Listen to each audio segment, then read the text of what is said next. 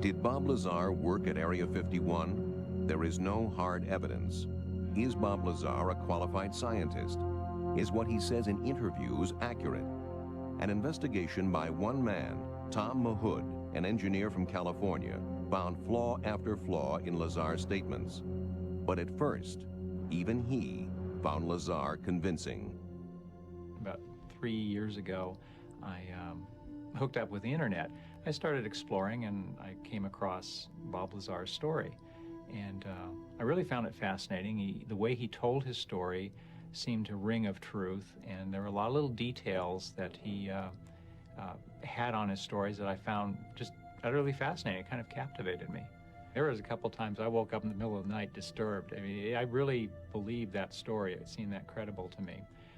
First thing that started kicking things off for me was that I don't live that far from Caltech, and Lazar claimed as part of his story that he had attended Caltech and had his records erased. I thought, well, this is an interesting possibility for me to look into it and see if I could find any trace of Lazar at Caltech. And I thought the easiest thing to do to check on him was just to go through all the Caltech annuals for about a 10-year period. And I literally went through every page looking for a picture or a reference to Bob Lazar. Now, it could be that he might be erased from the school records, but it's unlikely somebody's actually going to come in and replace a college yearbook. So I went through it and didn't turn anything up. And at that point, I'm starting to think, well, maybe he does have a degree in physics, but for some reason, he doesn't want people to know where it's from, and then he's just concocted a Caltech story. Lazar claims a university education, but gives no hard evidence. Bob wouldn't be the first person in history to lie about his education in order to get a job. But the only records that he went to school anywhere is one electronics course at a junior college. And it doesn't make sense that someone with that level of education would get hired to work at the places where he worked. Fairchild Industries in a highly technical position, and later Los Alamos in a highly technical position. He had to get educated somewhere. If you've been to his house, if you see what he does with computers, you know he's as an intelligent and educated man. Where did that education come from? I look at, for example, MIT, and although Bob can't come up with any names of professors, he can't come up with any names of students, I ask myself, could a school like MIT wipe out his records? Well, I don't know. I mean, they get tens of millions of dollars a year in defense contracts. They've worked with the CIA in the past on this very UFO question. Could they do it? Would they do it? I think it's possible. Area 51 after making a blatant breach of security. The craft that I worked on was tested quite often. Most of the tests occurred on Wednesday nights. They were never taken out of the atmosphere. They were barely taken over the mountain range. You have to look at the fact that this was their prized possession that they were just learning how to use, and they weren't about to lose it.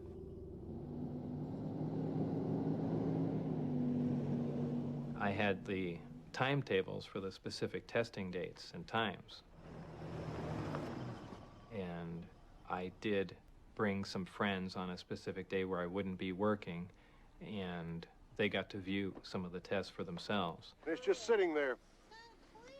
Lazar claims they saw a brilliant light, an alien spacecraft that was moving through the sky in directions and angles beyond the performance of conventional aircraft. Coming toward us! Coming over.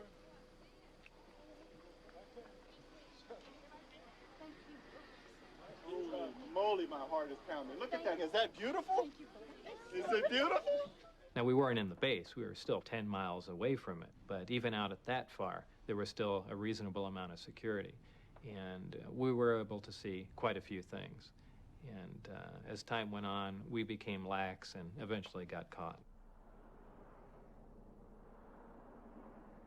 The day after I was caught, I was supposed to show up for work. However, they had me debriefed at an Air Force base north of Las Vegas. That's where a lot of the friction began between myself and the people there. They pointed weapons at me, yelling in my face at a close distance. I mean, they were as angry as you could be without hurting someone.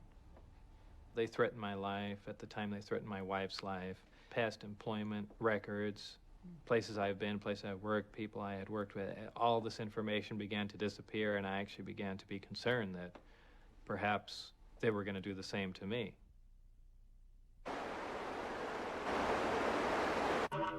I thought it became necessary to see one of the people on a local news station, because I thought if it went on the news, they couldn't make me completely disappear. It would look very suspicious if all of a sudden this person, you know, released these claims and then he disappeared himself. So it was kind of an insurance policy for me. Well, there's several, actually 9 flying saucers, flying discs that are out there of extraterrestrial origin.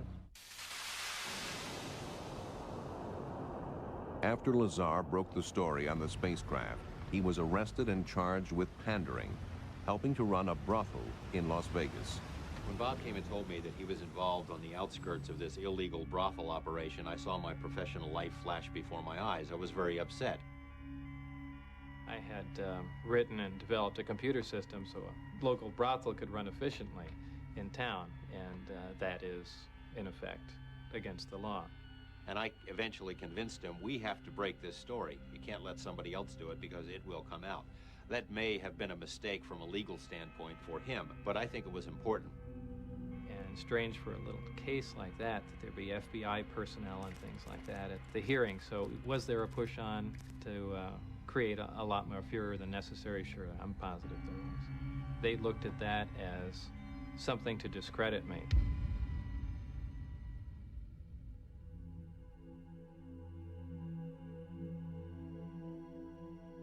Bob Lazar seems to have a very peculiar memory. I'm not sure that it's suspicious, but it is peculiar in that he seems to remember very tiny details of his time spent at S4, yet he seems to have trouble remembering classes that he took, professors' names, dates.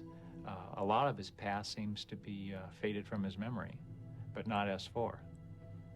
On paper, I think Bob Lazar comes across as a complete fraud. Yet I've talked to enough people and I know enough stories about things that have gone on in Area 51 that my gut feeling is that the guy was there. Whether things happened precisely as he said, I can't be sure. Should we believe Lazar's story? Tom Mahood has discovered that he did work at Los Alamos, but only for a civilian subcontractor. He was not a research scientist. He was a junior technician working on open civilian projects. Bob Lazar has been caught lying about his past. Until we have some hard evidence, perhaps we should recall what Einstein said. Whoever is careless with the truth in small matters cannot be trusted in important affairs. Bob knew when and where flight tests of these objects were going to take place because 3 weeks in a row, he took people up there and they videotaped it. How did he know? I had a person who worked up there put him through a series of questions, not asking the big questions, where are the saucers kept, but small questions like, where's the cafeteria? How do you pay for your meals? Things like that. That person, whom I know worked at Area 51, was convinced that Bob, in fact, had been at the facility. Is this the greatest story in the chronicles of UFOs? Unless George Knapp's mystery contacts go on record, we will not be able to judge whether it's all one big hoax. I believe the operation moved a short time after I went forward with it, possibly in 90 or 91. Where they are now, your guess is as good as mine.